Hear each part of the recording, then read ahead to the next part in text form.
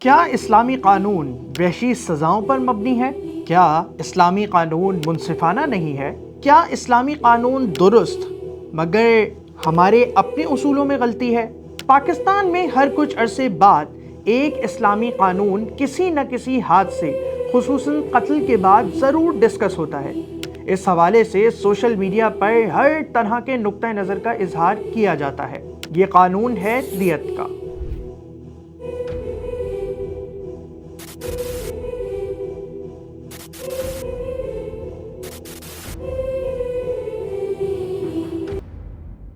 सवाल ये पैदा होता है कि दियत के कानून से हमारा क्या ताल्लुक है।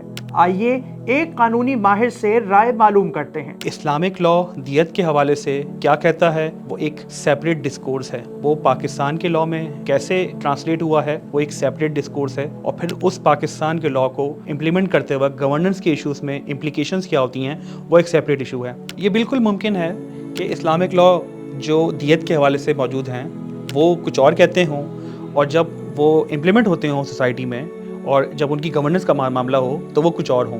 एक तरफ इस्लामी कानून और दूसरी जानिब पाकिस्तानी कानून, इन दोनों का आपस में ताल्लुक भी वजाहत तलब है। दियत का कानून आइसोलेशन में आप नहीं देख सकते। किसी इम्परफेक्ट सोसाइटी में आप उसको इम्प्लीमेंट कराने की कोशिश करेंगे तो आपको यही लगेगा कि शायद ये एक गैर मसावी कानून है। हम जिस इस्लामिक लॉ की बात कर रहे हैं उसको हम उसी इस्लामिक सोसाइटी के ऊपर ही परखेंगे, और वो क्या है, उसमें जो सबसे अहम पहलू है वो ये है कि डिस्ट्रीब्यूशन ऑफ वेल्थ में इनइक्वालिटी नहीं है, जो सबसे अहम पॉइंट है। और चूंकि कोई वेल्थ डिस्पैरिटी नहीं है, जो वसाइल हैं उसकी गैर मुनसिफाना तकसीम नहीं है, सबके पास वसाइल अदल इंसाफ के तकाज़ों के ऊपर मौजूद हैं और उसकी अपॉर्चुनिटी के मौके भी उसी लिहाज से मौजूद हैं। तो जो आज के हवाले से हम देखते हैं कि वेल्थ डिस्पैरिटी इतनी ज़्यादा है कि कुछ लोग वाकई बहुत अमीर हैं और बाकी अवाम बहुत गरीब हैं। दूसरा पहलू उसका ये है कि जैसे मैंने अर्ज़ किया कि ये वेल्थ डिस्पैरिटी ना होने की वजह से जो दियत की हम रकम देखते हैं वो इतना आसान नहीं था किसी के लिए अदा करना, किसी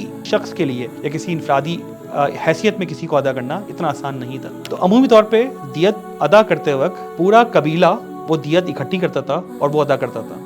ये जिम्मेदारी दियत की पूरे कबीले के ऊपर आयद होती थी कि वो उस दियत की जिम्मेदारी को अदा करें, और उसके लिए 100 ऊँट या जो भी उसकी एक दियत मुकर्रर है वो फिर पूरा कबीला इकट्ठा करके वो दियत अदा करता था। ये तो है इस्लामिक कानून। अगर हम पाकिस्तानी कानून की बात करें तो उसमें कत्ल की मुख्तलिफ इकसाम हैं।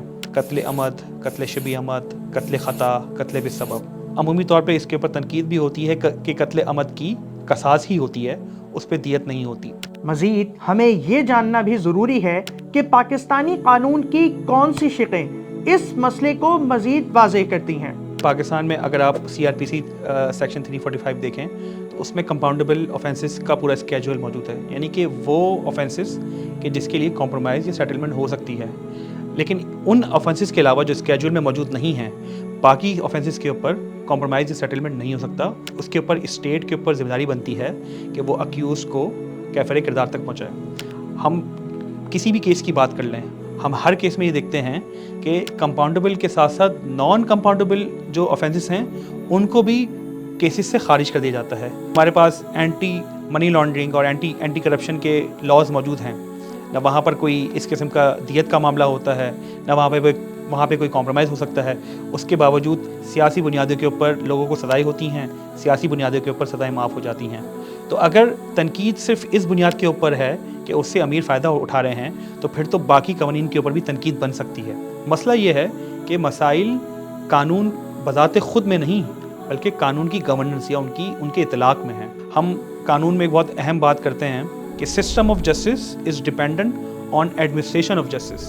इससे मुराद क्या है? इससे मुराद ये है कि सिर्फ अदालत का काम नहीं है इंसाफ की फराहमी करना, बल्कि अदालत से मुंसलिक जितने भी इदारे हैं, रियासती इदारे, हुकूमती इदारे, उन सब की जिम्मेदारी बनती है कि वो इंसाफ की फराहमी को यकीनी बनाएं। इस्लाम का कानून 1400 साल से इंसाफ पर मबनी है, मगर इंसान अपनी बशी कमज़ोरियों के तहत इन कवानीन के निफाज में गलतियाँ कर जाता है।